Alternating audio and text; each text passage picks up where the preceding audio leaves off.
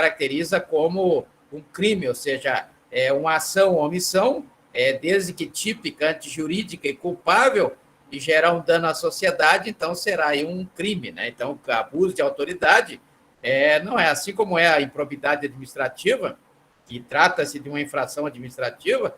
O crime, não, o crime é um crime. O crime, então, abuso de autoridade é crime, né?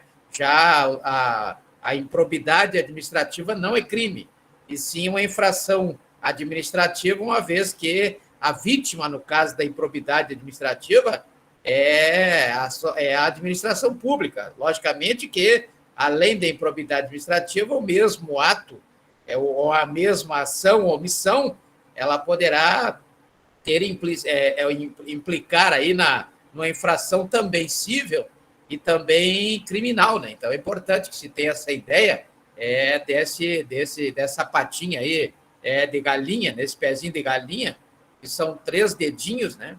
E cada dedinho representa uma infração. Então nós temos a infração administrativa quando a vítima é a administração pública, a infração cível quando a vítima é uma pessoa ou um patrimônio, né? Então, veja, uma pessoa qualquer, um patrimônio, e a infração criminal quando a vítima é a própria sociedade. Então, devemos lembrar daquele livro lá do Michel Foucault, né?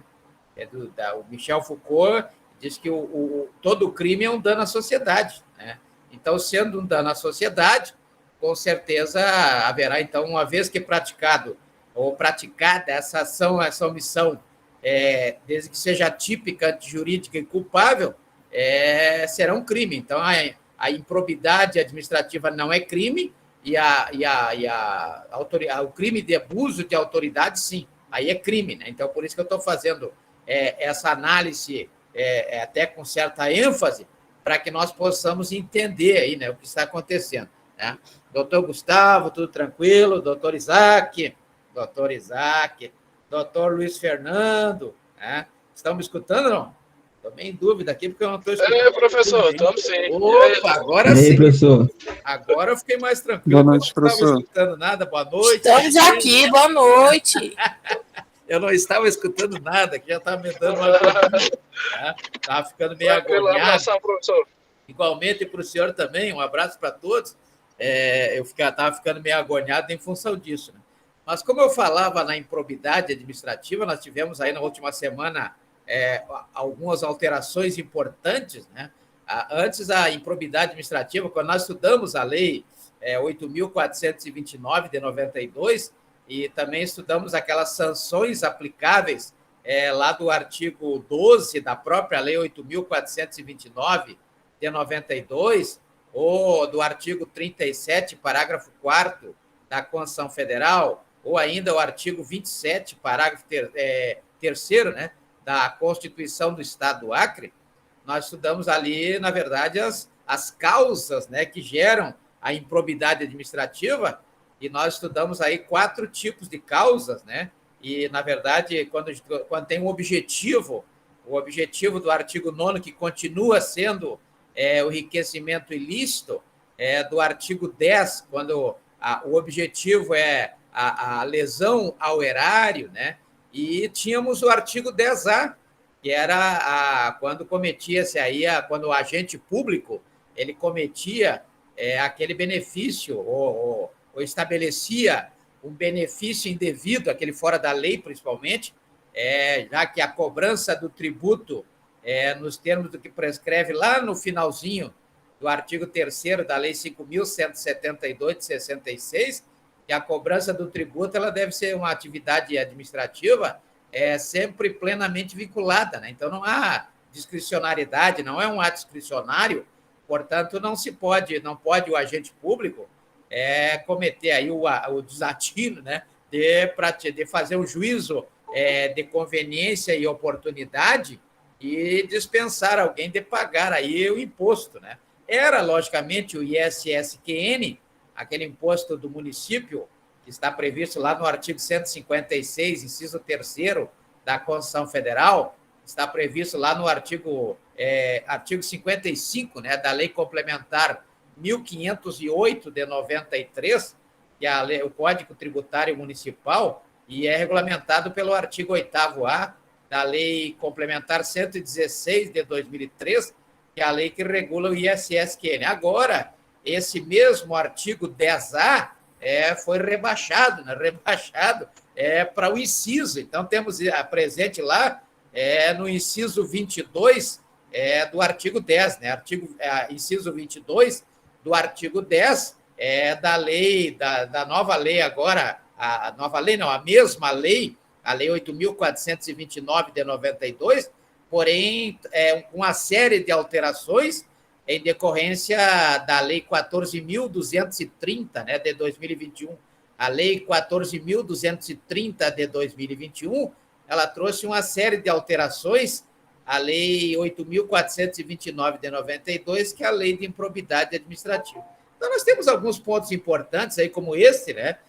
Logicamente que o prazo prescricional continua o mesmo do artigo 23 da lei 8.429 de 92, com aquela exceção lá daquela decisão jusrealista do STF, no caso exatamente do artigo 10, né, que é quando o objetivo é a lesão erária. Então, nesse caso, é imprescritível, não tem um prazo de prescrição de 5 anos, como é nos outros dois casos, porque agora são só 3, né? Então, nós temos aí o recurso extraordinário 852.475, né? 852.475, que diz que, no caso da lesão erário, lá do artigo 10, da Lei 8.429 de 92, é imprescritível. Então, não tem prescrição. O Estado tem o resto da vida aí para correr atrás da pessoa, né?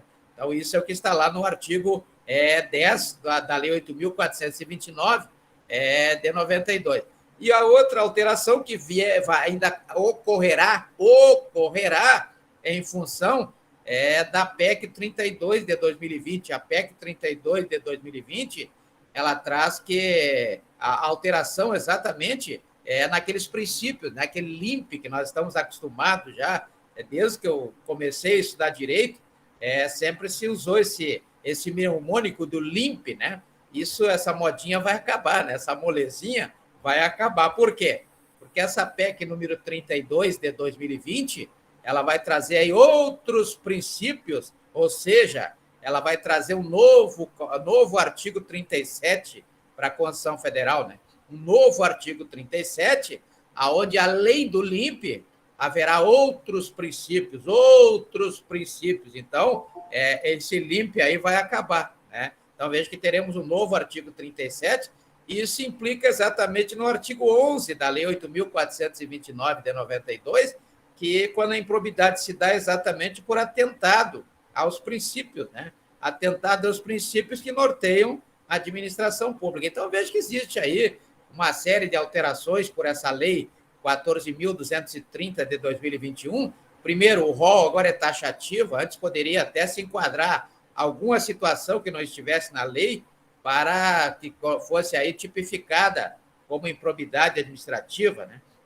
Outra importante novidade foi a questão do animus debutendi, né? O que é isso, abutendi? Animus abutendi. O que é animus abutendi? Já ouviram falar nesse animus abutendi? Na verdade, antes nós tínhamos que, para uma definição de qualquer uma das improbidades, seja ela com a finalidade do enriquecimento ilícito, seja ela, ou era ela, né, com a ideia de trazer uma lesão ao patrimônio, ou lesão ao erário, na verdade, lesão ao erário, ou, se não, atentado aí aos princípios, né, logicamente que existiam duas formas.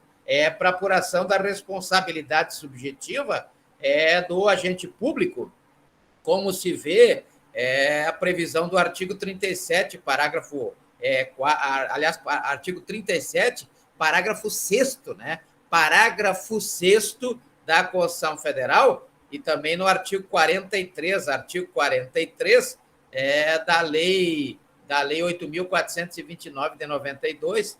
Não, esse artigo 43 é da Lei 10.406 de 2002, que é a lei que traz aí nesse artigo a responsabilidade do agente público. No primeiro